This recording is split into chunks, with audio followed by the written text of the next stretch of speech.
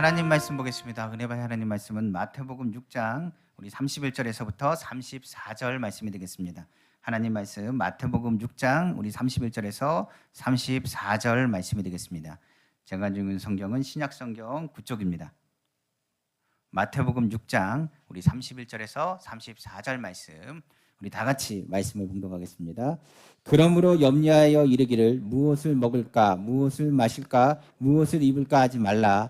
이는 다 이방인들이 구하는 것이라. 너희 하늘 아버지께서 이 모든 것이 너희에게 있어야 할 줄을 아시느니라. 그런즉 너희는 먼저 그의 나라와 그의 의를 구하라.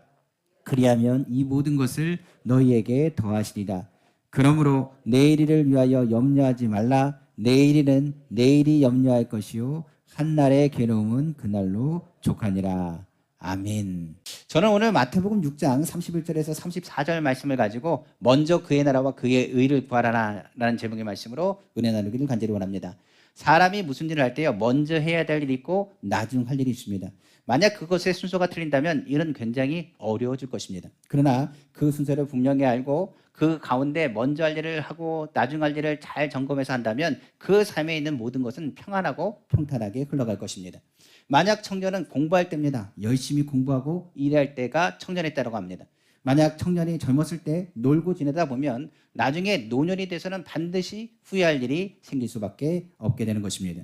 한 가정의 가정도 그렇습니다. 가장으로서 그 가정을 돌봐야 됩니다. 가정에서도 우선순위가 있겠죠. 내가 가정을 향해서 무엇을 우선순위로 두냐에 따라서 그 결과는 완전히 달라집니다.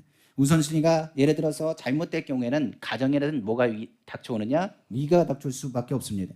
오늘날 많은 가정이 위기가 닥쳐온 것은 그 우선순위가 잘못됐기 때문이죠. 가장이 가정을 위해서 일하지 않고 일을 위해서 일하는 것이 아니라 쾌락을 위해서 산다면 그 가정은 반드시 쓸 수 없으며 불행한 가정이 되고 말 것입니다.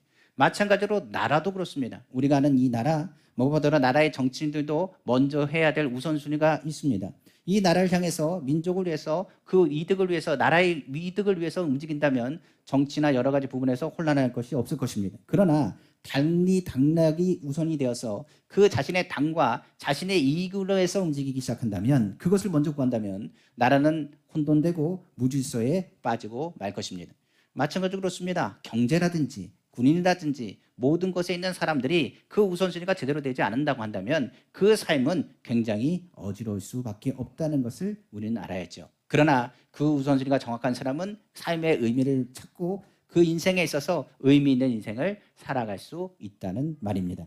마찬가지로 그렇습니다. 예수 그리스도를 믿는 사람 또한 하나님 백성입니다. 하나님의 백성에게도 우선순위가 있겠죠. 우리가 아는 우선순위는 하나님 나라와 그의 의라고 오늘 본문은 가리키고 있습니다. 바로 먼저 해야 될 것이 무엇이고 나중에 해야 될 것이 무엇인가 그리스도인을 향하여 하나님께서 오늘 주신 말씀입니다. 바로 마태복음 6장 33절입니다. 너희는 먼저 그의 나라와 그의 의를 구하라. 그리하면 이 모든 것을 너희에게 더하시리라고 성경은 말씀하고 있어요. 이 말씀은 예수님의 말씀인가 동시에 천지를 창조하신 하나님께서 사람을 창조하시고 성도라고 한다면 그리스도인이라고 한다면 무엇보다도 무엇에부터 우선순위를 둬야 되는지를 정확하게 그리고 명확하게 말씀하신 말씀이라고 말할 수 있습니다. 그러므로 하나님의 말씀이기 때문에 이 약속, 더하신다는 그 약속의 말씀은 반드시 이루어지게 되어 있어요. 그러므로 오늘 하나님의 말씀을 통해서요 먼저 해야 될 것, 하나님 나라가 무엇인지 그리고 또한 하나님의 의가 도대체 무엇인지를 우리가 오늘 그것을 좀 알아보길 원합니다. 많은 사람들이 얘기하는 하나님 나라 추상적으로 생각하면 안 되고요. 그리고 하나님의 의, 그 의가 도대체 무엇을 의미하는지를 우리가 오늘 그 개념부터 시작해서 하나씩 알아가는 귀한 시간 되기를 다시 한번 주님의 이름으로 축원합니다. 그러면 먼저 우리가 아는 것처럼 하나님 나라에 대해서 알아야 되겠죠. 우리는 이 세상에 사는 이 세상은 악한 세상이라고 말합니다. 죄로 인하여서 하나님과 단절된 세상이라고 말해요. 그래서 하나님께서 누굴 보냈느냐? 예수 그리스도를 이 땅에 보내셨습니다. 그리고 예수님께서 선포하신 메시지가 무엇이냐면 회개하라, 천국이 가까이 왔다는 메시지를 전했어요. 그 천국이라는 것을 무엇을 얘기하느냐? 바로 하나님 나라라고 얘기합니다. 많은 사람들은 하나님 나라를 땅의 개념으로 생각합니다. 이 땅에 우리가 살기 때문에 그래요. 그러나 땅의 개념이 아니라 하나님의 통치의 개념을 삼습니다. 그래서 하나님 나라가 임한다라는 것은 하나님의 통치가 임한다, 하나님의 돌보심이 임한다, 하나님의 임재가 임한다, 하나님께서 너희 인생을 책임져 주신다, 하나님께서 너를 보호하신다는 의미를 담고 있는 것이 하나님 나라예요. 로마에서는 로마법이 있습니다. 마찬가지로 하나님 나라에서는 하나님 나라의 법이 있어요. 하나님의 법에 순종하고 나아가는 나라, 그것이 바로 하나님 나라라고 성경은 설명하고 있는 것입니다. 이 하나님 나라를 이루기 위해서 사람 무엇을 정리해야 되느냐? 죄를 청산하지 않고서는 하나님 나라에 갈 수가 없습니다. 하나님 나라의 통제를 따를 수가 없어요. 이를 위해서 예수 그리스도가 이 땅에 오신 것이고, 주님이 십자가 달리셔서 죄를 청산하시고 우리를 하나님의 자녀로 삼아주시고, 하나님 나라에 대한 소망과 소유, 그리고 하나님 나라를 유업으로 얻을 수 있도록 은혜를 베푸셨다고 성경은 말하고 있습니다. 그러면 하나님 나라가 임하기를 먼저 구하라는 얘기는 무슨 얘기냐? 예수 그리스도를 믿으라는 얘기예요. 우리가 이 땅에서 제일 먼저 해야 될 것이 뭐냐? 예수님을 믿는 겁니다. 그러니까 하나님 나라는 어디서부터 오느냐? 예수님을 믿을 때 임하는 거예요. 예수님을 믿고 회개할 때 하나님 나라가 임하게 되는 것이고, 하나님 나라가 임하면 이것을 통해서 하나님 나라의 백성으로서 하나님께서 우리에게 베푸신 그 은혜를 체험하게 되는 거죠. 그렇기 때문에 하나님 나라가 임한다는 것, 땅의 개념이 아닙니다. 하나님이 우리 가운데 역사하신다, 우리 마음을 주장하신다는 의미예요. 그러면 하나님 나라가 임하면 어떤 일이 일어나느냐? 하나님 나라가 임하면 죄인된 우리가 하나님의 자녀로서, 더 나아가서 하나님의 백성으로서의 자격이 주어집니다. 하나님 나라에 들어가려면 죄인은 들어갈 수 없어요. 의인만이 하나님 나라에 들어가는데, 죄인은 우리 가운데 있는 모든 죄를 청산할 능력이 없기 때문에 예수님이 오셨고, 예수 그리스도를 믿으라는 것은 예수 그리스도를 믿음을 통해서 우리를 의롭게 하셨으며 우리로 하여금 하나님 나라에 갈 자격을 우리에게 부여했다는 것을 의미할 수 있습니다. 그래서 먼저 하나님 나라가 임하라, 그것을 통하여 너희가 하나님의 백성이요 하나님 나라에 들어갈 자격을 우리가 소유하게 될 것이라고 말하고 있는 겁니다. 더 나아가서 하나님 나라를 구하는 것은 성령 받으라는 얘기입니다. 성령이 그 가운데 임하면 우리가 무엇을 얘기하느냐? 하나님 나라의 소망을 주실 뿐만 아니라 성령이 우리로 하여금 생명의 성령의 법이 죄와 사망의 법에서 너를 해방하였다, 너를 자유케 한다, 너는 하나님의 자녀다, 너는 하나님의 백성이다, 너의 하나님의 성령이 우리로 하여금 하나님의 나라가 우리 가운데 임재했다는 것을 체험하게 하는 것입니다. 그래서 성령이 우리 가운데 임하면 하나님이 우리에게 약속하신 일들, 그리고 또한 마음을 뜨겁게 함을 통해서 예수 그리스도가 우리가 구세주라는 것, 그것을 고백하고 있는 것을 성경은 말하고 있는 거예요. 그러므로 하나님 나라가 임하는 곳에는 성령의 역사가 같이 나타나겠죠. 더 나아가서 하나님 나라는 어떤 나라입니까? 병든 자가 없습니다. 눌린 자가 없습니다. 성경에 말하기를 귀신이 쫓겨나가고, 하나님 나라가 임하면 병든 자가 치료함 받고, 눌린 자에게 무엇이냐? 자유함이 임하고 하나님의 역사가 임하는 것입니다. 그러므로 예수 그리스도를 믿으면 어떻게 되느냐? 아파서 그것 때문에 매일 뒤로 물러나는 사람이 아니라 병을 정복합니다. 그리고 그것의 권세를 내어 쫓습니다. 하나님 우리와 함께 하심을 믿고 늘 가운데 무엇을 선포하는 사람이냐? 승리를 선포합니다. 왜 그럴까요? 하나님의 통치하시는 나라는 망하지 않습니다. 하나님이 통치하고 붙잡으신 나라는 하나님께서 책임지시고 붙잡으신 것을 성경은 끊임없이 말씀하고 있기 때문에 그래요. 그래서 하나님 나라에는 뭐가 없어요? 저주가 없습니다. 잘못된 것이 없습니다. 하나님께서는 그 가운데 하나님의 복을 채워주시고 하나님을 믿는 자를 책임져 주시고 하나님의 방법대로 하나님께서 그 모든 것을 채워주시기 때문에 그래요. 그래서 그 마음이 먼저 무엇이 임해야 되느냐? 하나님 나라가 임해야 됩니다. 그래야 우리 가운데 무엇을 갖고 있느냐? 절망 가운데 희망을 갖고요, 그리고 소망을 갖고 믿음으로 나아갈 수 있는 힘이 바로 하나님 나라에 있다라고 성경은 말하고 있기 때문에 그렇습니다. 그러므로 너희 마음이 먼저 평안하지 않는다면, 너희 마음이 하나님을 바라보지 않는다면, 너희 마음이 예수 그리스도가 없다면 너희의 삶의 이 마지막은 깜깜하고 어둡고 절망뿐이지만, 너희 마음에 예수 그리스도를 믿는 그 순간부터는 너의 모든 삶은 어디에 있다고요? 하늘나라에 이미 예비되어 있다라고 성경은 기록하고 있기 때문에 그렇습니다. 그러므로 빌립보서에서는 이렇게 얘기하죠. 뭐라고 얘기합니까? 아무것도 뭐 하지 말라고요? 염려하지 말고 모든 일에 기도와 간구로 너희 구할 것을 감사함으로 하는 게 아니라 모든 지각에 뛰어난 하나님의 평강이 누구 안에서요? 그리스도 예수 안에서 너희 마음과 생각을 지키신대요. 하늘나라를 소망하는 사람은 그 마음과 생각을 하나님께서 지켜주십니다. 무엇 가운데요? 평안한 가운데요. 그러니까 신앙생활은 불안해서 하는 게 아닙니다. 평안한 가운데 하는 겁니다. 예수 그리스도가 우리가 함께 하시고 주님이 우리와 동행하심으로 우리는 걱정하지 않습니다. 염려하지 않습니다. 주님이 우리와 함께 하십니다. 믿음으로 선포하고 나아가는 그 믿음을 갖게 되는 거예요. 그것이 바로 하나님 나라입니다. 그러므로 하나님 나라, 우리가 주님을 바라보고 나아간다면 제일 먼저 예수 그리스도를 믿으라. 그러면 너희 가운데 하늘나라가 임할 것이라. 그러므로 예수 그리스도를 믿는 사람은 무엇을 선포하는 건? 하나님 나라가 이 땅에 왔음을 선포하고 우리 안에 계신 예수 그리스도를 증거하는 것이 바로 예수 그리스도를 믿는 사람의 사명이 되는 것입니다. 그러면 하늘나라와 함께 나오는 것이 뭐냐? 그의 의입니다. 많은 사람이 그의 의를 구하라고 말하고 있는데 그 의는 무엇을 얘기할까요? 그 의는 하나님의 공의와 하나님의 정의를 의미합니다. 우리가 아는 것처럼 예수 그리스도를 믿는 사람, 나 혼자 하나님 나라 가는 것, 그것을 하나님께서 기뻐하는 것이 아니라 모두가 한 영혼이라도 주께 돌아오기를 주님이 원하세요. 그렇기 때문에 성경은 뭐라고 하느냐, 예수 그리스도를 믿었다면, 너희 안에 예수 그리스도 안에서 하나님 나라가 임했다면 너의 삶 가운데 무엇이 선포되고 공의가 선포되고 하나님의 정의가 선포되기를 주님이 원하신다고 성경은 말하고 있습니다. 그래서 하나님 나라 가운데 하나님께서는 우리 삶 가운데 공의와 정의가 이 땅 가운데 실천되어지기를 간절히 원하세요. 성경은 이렇게 말하죠. 잠언서 21장 3절입니다. 공의와 정의를 행하는 것은 제사 드리는 것보다 여호와께서 기쁘게 여기시느니라고 성경은 말하고 있어요. 이어서 잠언에서는요, 악인은 정의를 행하는 걸 싫어하지만 의인은 오히려 정의를 행하는 것을 기뻐한대요. 이렇게 얘기하면 이제 물어볼 겁니다. 도대체 공의가 뭐고 도대체 정의가 뭐냐고 물어보는 분들이 계세요. 우리가 항상 얘기하죠. 하나님 나라라고 선포합니다. 이제는 하나님 나라에 대한 개념을 조금 잡아요. 그런데 하나님의 공의가 뭡니까? 하나님의 정의가 뭡니까? 라고 물은다면 이것을 좀 헛갈려거나 그 개념을 잘 모르시는 분들이 계시더라고요. 그래서 오늘 하나님의 공의와 정의에 대해서 분명하게 말씀드리려고 합니다. 먼저 하나님의 공의라는 것은 이겁니다. 선과 악이 있습니다. 그것에 대해서 분별하시는 것은 하나님의 거룩한 성품이세요. 한마디로 얘기하면 인간을 판단하는 도덕적 윤리의 기준이 되는 것이 뭐냐면 공의입니다. 더 자세히 얘기하면 하나님은 뭘 취하지 않느냐? 사람의 외모를 취하지 않으세요. 그리고 하나님은 내부를 받지 아니하십니다. 하나님은 그 말씀, 그 공의로 판단하세요.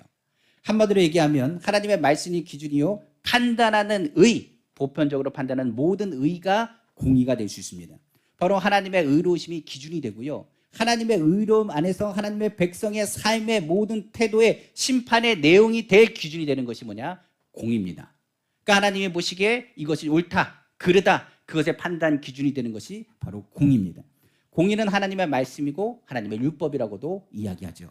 그러면 하나님의 공의는 모든 세상의 법적인 근본이 된다고 말할 수 있어요. 그러니까 윤리적으로나 양심적으로나 우리가 이것이 옳다, 그르다 했을 때 그 판단 기준의 최고의 기준이 되는 것이 뭐라고요? 하나님의 공의입니다. 그러니까 이 땅 가운데 불의한 사람들이 많고 그리고 여러 가지 문제 있는 사람들이 많습니다. 어디에 기준을 삼느냐? 하나님의 공의의 기준을 삼게 되는 겁니다. 그러면 정의는 뭡니까? 정의는 공의랑 좀 다릅니다. 약간 비슷한 의미를 갖고 있지만 정의는 하나님의 속성인과 동시에 꺼져가는 등불도 끄지 아니하시는 예수 그리스도 메시아의 성품을 담고 있습니다. 그래서 선하신 속성, 살리는 속성을 갖고 있습니다. 하나님의 긍휼하심을 포함하게 되는 거죠. 그럼 쉽게 얘기해서 이렇게 했습니다. 하나님의 공의가 있습니다. 공의에 의해서는 사람은 죄인입니다. 그래서 다 죽어야 마땅합니다. 그런데 하나님의 정의가 임합니다. 그 얘기는 뭐냐? 정의라는 것은 살 길을 여셨다는 것을 의미합니다. 하나님의 공의에서는 우리가 죽습니다. 그러나 예수 그리스도께서 십자가 달리시고 우리의 죄를 청산하심을 통하여서 하나님의 뭐가 임했다고 얘기하느냐? 정의가 임했다고 말합니다. 그러다 보니 바른 길로 인도하는 것이 바로 정의입니다. 공의에 의해서는 심판을 받습니다. 그런데 하나님의 정의에 의해서 바른 길로 인도함을 받아서 심판의 자리에서 어떻게 하느냐? 구원을 얻는다고 말할 때 우리는 정의라는 표현을 쓰는 겁니다. 성경은 이렇게 얘기합니다. 이사야서 42장 1절에서 4절에 내가 붙드는 나의 종 내 마음에 기뻐하는 자 곧 내가 택한 사람을 보라. 내가 나의 영을 그에게 주었은즉 그가 이방에 뭘 베풀리라? 정의를 베풀리라. 이방은 뭡니까? 진노의 대상입니다. 그런데 그 아들 예수 그리스도를 통하여 뭘 하느냐? 바른 길로 인도하셨습니다. 정의롭게 정의로운 길로 인도하셔서 그들을 뭐 하셨다고요? 살리시는 거예요. 성경 보면 2절입니다. 그는 외치지 아니하며 목소리를 높이지 아니하며 그 소리를 거리에 들리게 하지 아니하며 상한 갈대를 꺾지 아니하며 꺼져가는 등불을 끄지 아니하고 진실로 정의를 시행할 것이며 성경 말합니다. 상한 갈대는 어떡합니까? 죽습니다. 그렇죠? 꺼져가는 등불은 꺼질 수밖에 없습니다. 그런데 성경은 말합니까? 꺼져가는 등불을 끄지 아니하시고 진실로 정의를 시행할 것이라. 바른 길로 인도하신다는 거예요. 꺼져가는 등불을 끄지 아니하신다는 겁니다. 살리신다는 거죠. 성경은 또 얘기합니다. 그는 쇠하지 아니하며 낙담하지 아니하고 세상의 정의를 세우기에 이르리니 섬들이 그 교훈을 앙망하리라. 성경은 말씀하고 있는 거죠. 그러니까 심판의 대상 공의입니다. 공의의 대상으로는 심판받습니다. 그런데 예수 그리스도의 이 땅에 오심으로 예수 그리스도를 믿으면 뭐가 실현된다고요? 정의가 실현됩니다. 예수 그리스도가 그래서 우리를 성경은 뭐라 하느냐? 길이요, 진리요, 생명이라고 말한 거예요. 예수님을 길로 얘기하는 것, 옳은 길로 얘기하는 것, 죽음에서 살 수 있는 유일한 통로가 되는 것이 누구다? 예수 그리스도요. 예수 그리스도를 믿는 것이 하나님의 정의를 이루게 되는 거예요. 그래서 우리가 이 땅 가운데 하나님 나라가 임하게 하옵소서, 이것은 예수 그리스도를 믿습니다. 그러면 하나님 나라를 믿으면, 예수 그리스도를 믿으면 우리 삶 가운데 공의가 나타납니다. 하나님 말씀대로 순종하겠습니다. 말씀대로 살아겠습니다. 그리고 이웃을 향해서, 세상을 향해서, 사회를 향해서, 국가를 향해서 뭐 하느냐? 옳은 길을 가도록 외쳐야 되는 거예요. 그게 뭐라고요? 정의입니다. 그러니까 예수 그리스도를 믿는 사람이 이 땅 가운데 정의가 임하게 없어서 그리스도의 의가 나타나기를 원합니다라고 선포하는 것은 예수 그리스도를 내 안에 하나님 나라를 모실 뿐만 아니라 하나님 나라를 증거하고 죽어가는 영혼들을 살리는 것이 뭐라고요? 하나님의 정의라는 것을 의미할 수 있습니다. 다시 한번 정리하는 말씀이 바로 로마서 6장 23절은 이것을 압축해서 잘 설명해 주고 있어요. 한번 보겠습니다. 죄의 싹은 뭐라고요? 사망이요. 이건 공입니다. 죄의 싹은 사망입니다. 그런데 하나님의 은사는 그리스도 예수 우리 주 안에 있는 뭐라고요? 영생입니다. 이건 뭐라고요? 정의입니다. 그러니까 정의의 개념은 뭡니까? 예수 그리스도입니다. 그러면 공의와 정의를 이루신 것이 무슨 사건이냐? 예수 그리스도가 이 땅에 오셔서 십자가에 달려 죽으신 사건이 바로 하나님의 공의를 이루고 하나님의 정의를 이루는 사건이 바로 예수 그리스도의 십자가 사건이 되게 되는 것입니다. 그러므로 하나님께서 이 세상 가운데 하나님의 공의와 정의를 흐르게 하는 통로가 우리가 되기를 주님 원하세요. 그래서 성경은 아모스를 통해서 이렇게 얘기합니다. 5장 24절, 아모스 5장 24절에 오직 정의를 물같이 그리고 공의를 마르지 않는 강같이 흐르게 할지어다, 성경은 말하고 있는 거예요. 그러니까 개인에게 있어서 하나님의 말씀의 공의가, 그리고 더 나아가서 그리스도의 사랑과 은혜의 정의가 흘러가길 원하고, 더 나아가서 사회적인 문제에 있어서도 우리가 나만 천국 가면 되지, 나만 하나님 나라 가면 되지가 아니라 그리스도의 공의와 정의가 우리 가운데 임하셔서 나 같은 죄인 살리신 주님의 은혜를 내가 알아, 그 사랑과 은혜 가운데 죽어가는 영혼들을 향하여 그리스도의 긍휼과 바로 그들을 바른 길로 인도하게끔 하는 것이 바로 사회적으로 그리스도인들이 해야 될 일이라는 사실입니다. 더 나아가 예수 그리스도를 본받아 국가를 향해서도 침묵하는 것이 아니라 이 땅에 부패한 것과 부정부패에 대해서 소리를 내고 기독교인들이 먼저 믿음 안에서 회개하며 그리스도의 정의가, 하나님 나라가 이 땅에 임하기를 선포하는 것, 그것이 바로 그리스도 안에서의 그의 의를 구하는 것이라고 성경은 말하고 있는 것입니다. 만약 정의가 그리고 그 공의가 무너지기 시작하면 의식과 형식과 위선밖에 남지 않습니다. 항상 나라에서 얘기하는 사람들이 있습니다. 뭘 얘기하느냐? 정의를 얘기합니다. 근데 정의롭지가 않습니다. 공의를 얘기합니다. 공의롭지 않습니다. 그럼 뭐만 낳는다고요? 형식만 낳는 거예요. 교회도 그렇습니다. 예수 그리스도를 믿습니다. 하나님 나라에 대한 것을 믿고 믿음으로 선포하지만은 내 삶이 정의롭지 못하고 공의롭지 못하다면 그것에 대한 영향력은 우리 삶 가운데 미칠 수가 없게 되는 거죠. 그러므로 공의와 정의를 이루신 것이 십자가요, 예수 그리스도의 십자가의 사건이 우리로 하여금 무엇하게 되냐? 하나님의 나라가 임하게 한다는 사실을 우리는 기억해야 되는 것입니다. 그러므로 부정부패, 동성애 문제라든지 잘못된 것에 대한 것은 침묵하면 안 됩니다. 그것에 대해서 뭐 해야 돼요? 목소리를 높여서 기도하고, 그것에 대해서 뭐 해야 되느냐? 하나님의 바른 일들이 이루어지기를 선포해야 됩니다. 교회는 어둠 가운데 무슨 역할을 감당하는 것이냐? 빛의 역할을 감당하는 것이거든요. 그 빛이 무엇을 통해서 나타나느냐? 하나님의 공의와 정의를 통해서 나타나게 되는 것입니다. 자, 그러면 어떤 일이 일어나느냐? 오늘 본문은 얘기하죠. 하나님 나라와 그의 일을 구하라. 그리하면 이 모든 것을 너에게 뭐 하신다고요? 더하신다고 말하고 있습니다. 그런데 이것은 당연한 겁니다. 예를 들어서 하나님의 공의와 정의가 이 땅 가운데 임하면 어떻게 나타나느냐? 하나님 나라가 임하면 어떻게 되느냐? 하나님 나라는 욕심내지 않습니다. 그리고 공의와 정의는 부정부패가 사라집니다.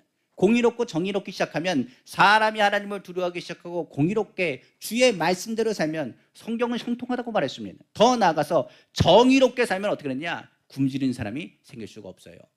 아프리카에 있는 많은 아이들은 죽어갑니다. 굶주려도 죽어가고 있습니다. 그런데 미국이라는 나라에 보니까 소들은요 살찌고 있습니다. 먹을 것이 풍성합니다.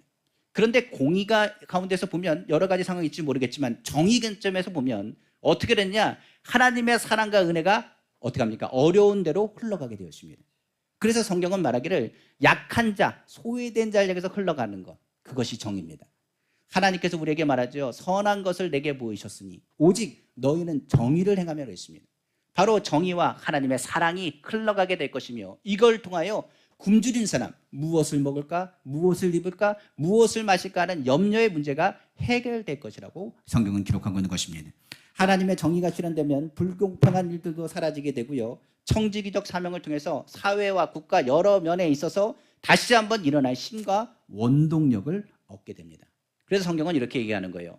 너희가 염려하느냐? 염려가 문제가 아니다. 너희 먼저가 공의와 정의가 흘러야 되고 너희 먼저가 예수 그리스도를 믿어야 되고 너희 먼저가 하늘나라가 임해야 된다는 것을 강조하고 있어요. 우리가 어떤 분이 농사를 짓는다고 합시다. 농사를 짓는데요. 가장 중요한 게 뭔지 아세요? 하늘에 비가 적합할 때 내려줘야 됩니다.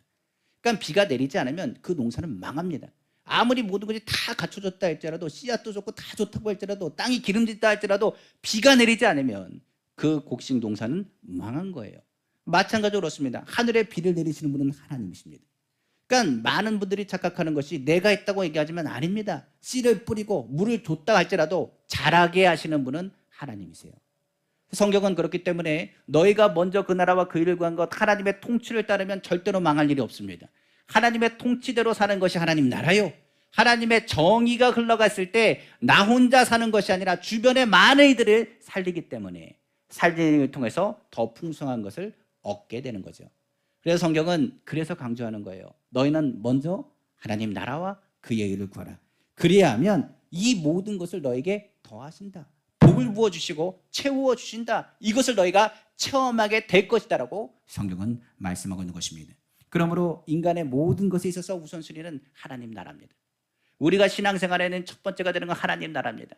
내 몸이 연약합니다. 내 삶이 부족합니다. 내 환경에 풍랑이 많습니다. 염려가 많습니다. 자녀의 문제가 있습니다. 삶의 문제가 있습니다. 내가 어찌할 때를 모르겠습니다. 내 마음이 지금 불안합니다. 염려합니다. 그 얘기는 뭡니까? 하나님이 내 마음을 지금 통치하고 있지 않습니다. 주님, 내 마음을 통치하여 주옵소서. 내 마음을 다스리게 하옵소서. 무릇 지키마라 내 마음을 지키라. 생명의 근원이 이에서 남이라 했는데 내 안에 예수 그리스도가 있다고 한다면 나는 지금 죽어도 하늘 나라입니다. 그러면 걱정하지 않습니다. 우리의 마음이 하늘 나라가 임하기를 기도하셔야 됩니다. 그리고 하나님의 말씀 안에서 우리의 마음 가운데 하나님의 긍휼하심이 행해질 수 있도록 우리가 어떤 마음을 가져야 되느냐? 선한 마음을 갖기를 기도해야 됩니다.